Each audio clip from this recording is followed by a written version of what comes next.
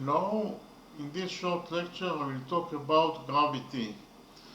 Gravity is a phenomenon in which bodies with a mass and energy are attracted to each other. According to the general relativity,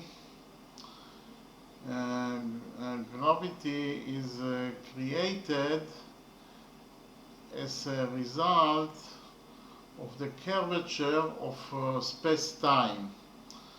And actually bodies with mass and or energy distort space and time.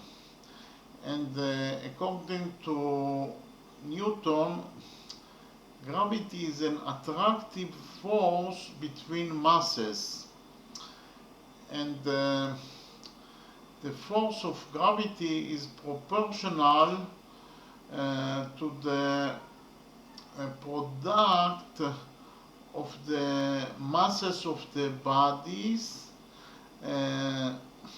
divided by the square distance between them. Okay, thank you very much.